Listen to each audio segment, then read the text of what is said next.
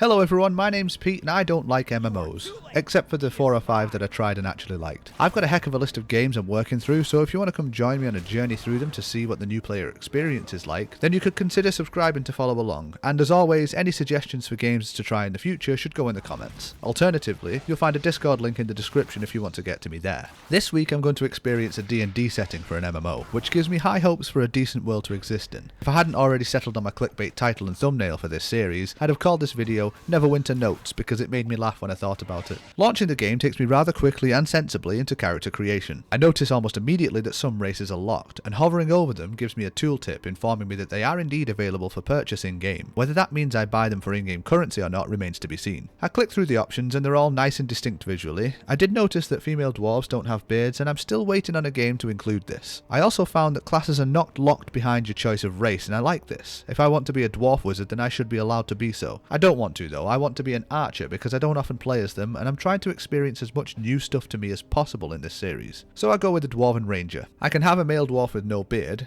and while that makes perfect sense, I hate how it looks. All the customization is handled with presets and there's not a huge amount of choice, and here's what I made. There is a name generator, which is something I'm a big fan of, but I already have a name in mind. This dwarf will not be named Short Pete, and I think I owe IEP an apology for that. And then I get to choose a place of origin and a deity. I'm helpfully informed that this choice is only for flavour and will not impact my experience. So I choose to hail from Baldur's Gate because, obviously, and faced with the alarming choice of gods, I picked the generic dwarvish one. I'm now treated to this opening cinematic.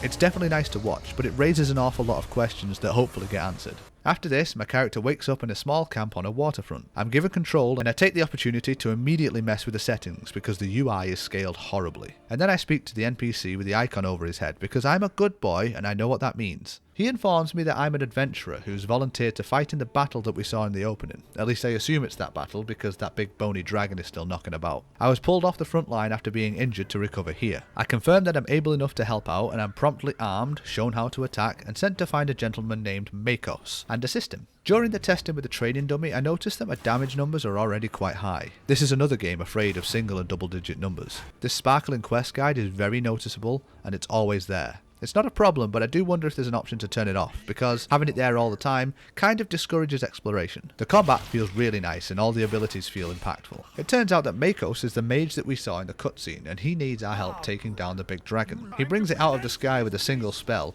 and then I'm needed to hold off waves of enemies while he does some wizardry to keep it dead. I noticed how much damage I was taking and how little my health bar moved, so I checked and I have 55,000 health and my item level is over 5,000. These numbers are really inflated, similar to Elder Scrolls Online, and I'm really not sure why it happens like that. I fought my way across a burning bridge and I battled a red wizard of Thay and a skeletal undead knight, and these fights were fun. They showed me mechanics of harder enemies with telegraphed attacks and damage areas, and then I opened a gate to be greeted by the undead lady from the opening, and honestly I don't think I'm ready to fight her. She introduces a hulking monster named the Harbinger, who I fight instead, and with Makos incapacitated, I must do this alone. Luckily he looks scarier than he is and he goes down fairly fast. The fight was fun, if a little short, and he seemed to pose a challenge that merged everything I had learned up to this point. Then I'm whisked off to Protector's Enclave, which looks like a central hub area, with merchants, trainers and lots of players running around. I had a little look from where I was standing and appreciated the design of the space. There seems to be lots to see, but I'll look properly later. I speak to the NPC and I'm told that because of my actions, all of Neverwinter owes me a debt of gratitude. Let me just stop you right there, sir. I have done nothing yet, and your enemy is still at large. Why do games do this? Stop making me a hero until I've done something to earn it.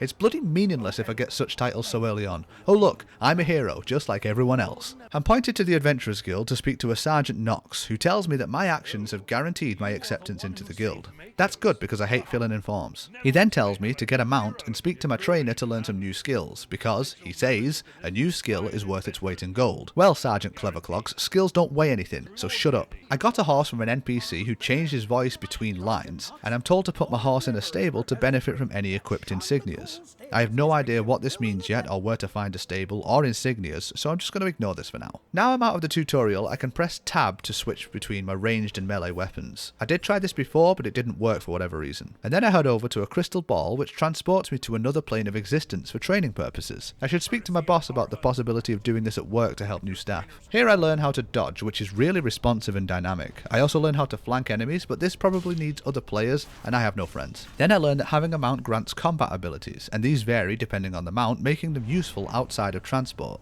There are also abilities called daily actions that can be used when this big golden jewel is flashing. These are pretty powerful spells and should be used on powerful enemies or when in a pinch. After this training, I'm pushed without delay to my next story quest, and I quite like this. There's no false sense of urgency, but there's also not a million different admin tasks to learn 1,000 systems that I'll forget, which is so often the case in an MMO. I tried out my mount too, and the speed increase is really noticeable. Travelling around the world is done through map markers, and the world is split into zones and instances rather than being one open area. I speak to the NPC at the end of the quest sparkle, a doom guide from the graveyard, and he gives me a task, the reward for which has level 3 listed. Are there no experience points? I also stand to gain a new ability from this quest, which leads me to believe that leveling is tied to story progression. If that's the case, couldn't they just get rid of levels altogether? Either way, I have to go to somewhere called the Rift to help some doom guides who haven't returned from their task. I hit my first combat encounter and I'm surprised to find that it isn't a cakewalk. I lose half my health to these generic enemies, and have to use all my abilities. I learned that the Doom Guides have been captured by gnolls, and I also learned that my melee skill set is just as powerful and fun to use as the ranged one. There was a reasonably tough encounter with a red wizard, which was very fun, and the Doom Guide I rescued kindly used his magic to make a portal back to the quest giver. After reporting my success on the matter, I'm given a handful of quests to complete around the graveyard. I set about completing my tasks, and I soon learned that when the game says a daily ability, what it actually means is as often as you fill the action point meter ability. At one point I fought alongside another player and I got to make use of the flanking feature. I felt pretty smart after that. I picked up a sparkling thing on the ground which triggered a side quest. Apparently it's the phylactery of a powerful lich who's grown tired of being evil all the time and just wants to rest somewhere. And he asks me to find him a suitable spot that will be ignored for a few centuries. I haven't mentioned the inventory system, and I think that's because I used it without issue. It's stupid simple and straightforward.